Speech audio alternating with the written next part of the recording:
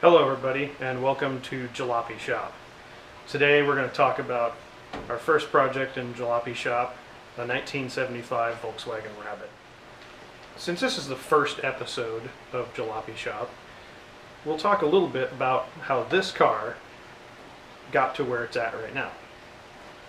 I rented a shop for about 20 years and it just came to a point where I needed my own space. This car I picked up, I had another one almost exactly like it, same color, same year, and it came to a point where I needed to sell it, and it went to a guy that lived in Canada, and he bought this as a parts car so that I could make the other one I had run and drive so he could bring it into the country. So this one became a free car for me. I'd always wanted a 75. I've had one Rabbit in some form or another, whether it's a pickup or a Rabbit or an early Jetta. I've always had a Rabbit. Love these cars. They're fun cars. They're easy to work on. A lot of fun when you get them set up. And so this one became kind of a long-term project. Stuffed it in the back corner of my rental shop for several years. Decided that I wanted to work on it. Started doing some of the body work. The lower quarters were rotted out. The floor pan was rotted out. A lot of people would have, at least in the Northwest, a lot of people would have just junked this car due to the rust. I know for you guys on the East Coast, where the salt belt is, this is a gem, and that's why I kept it, because I knew the 75s are getting super hard to find. So started learning body work, metal work on this car.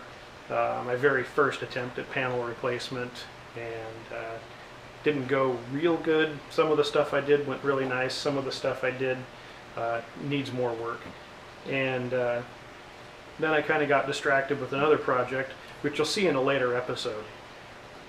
But this one took me about 3 years to figure out what motor I was going to put in it, because I've had just about every motor Volkswagen's had in one of these cars in one form or another. So this one, I know the doors don't match. 1975, 1976 doors are really specific. Some things about them are quite different than the later doors, so they're really hard to find. The doors that I had on this car were completely rotted out at the bottoms, and so I found these on Craigslist, and at some point I would really like to find a pair of Phoenix Red, which is this color here, doors to go on this car so I don't have to paint the whole car. I really kind of like the patina that's on it right now, and the little scratches and dents and all that kind of stuff that make it original paint. So if anybody out there has a pair of 75 or 76 doors in this orange color, and you're going to paint your car or redo all the paint on your car, and you want to trade me for a set of Rally Red doors, that would be really cool.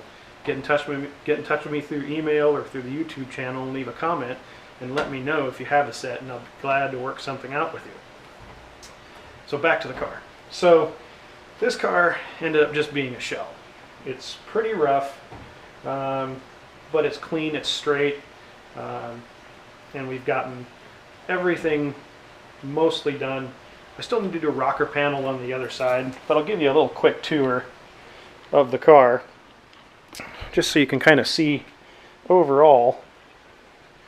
For a 40-year-old car, it's really nice and straight.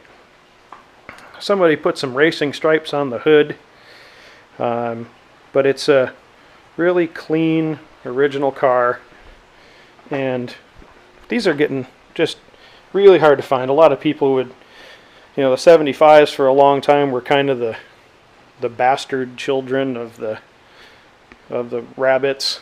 Nobody wanted them, and because they're a little bit different. They're a lot of little parts. Like if you look back here on the rear of the car, you'll see this little notch here, and this notch is pressed into the sheet metal, and it's a little bit different because the later cars didn't have that.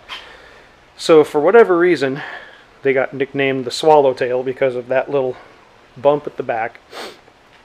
That's just one of the little things that makes them a little bit different than the newer cars, the 77 through 79 German cars, and then the 81 through 84 Westmoreland, Pennsylvania cars. And of course there was 79 and 80 Westmoreland cars. I know, but we're not going to get hooked up on the details right now. So this is kind of where we've landed with the engine compartment. I know it's a 1.8T, and a lot of people do 1.8Ts, but I wanted to do, my last car had a turbo diesel in it from a 98 Jetta, and I could have duplicated that. I really liked the TDI motor, but I wanted to do something different that I hadn't done yet. So I settled on a 1.8T. I found a friend of mine that was parting out a car that had a cable shift transmission with a Quaife limited slip differential in it. Tech 53 came up with some mounts to get this thing hung in there on the factory mounts, which is really great. And we've got some suspension in a box over there. But one of our first projects on this car is going to be fitting these guys here into this passenger compartment. So for those of you that aren't familiar with what those are 2015 Volkswagen Golf GTI seats. So 40 years newer than the car, but a much more comfortable, much more adjustable seat than what was originally in this car. Plus, I love the plaid. The plaid is historically GTI. I know this isn't a GTI, but historically it's been a Volkswagen performance trademark, so I'm going to put the plaid seats in here. There's a lot of things we're going to have to do floor pan wise to modify this car to accept them. I know some of you guys that are 75 purists aren't going to be too happy about that, but I look at it as this car was probably going to end up in a junkyard in Oregon somewhere, and between me and the guy from Canada, we saved it from being sent to a demolition derby or crushed by a big truck somewhere out in the woods, or just abandoned and forgotten about. So we're saving this car. We're going to get it back on the road, and we're going to do our best to keep it as true to the original performance heritage as we can, while staying kind of within our budget and making it just a really fun car to kind of show off what rabbits can do. So come back next time. We'll start talking about getting these seats mounted and what we're going to have to do. We're going to have to build a platform, modify the floor pan, and make some stuff to get these seats to bolt in like they would into a newer car. So stay tuned and come on back for our next episode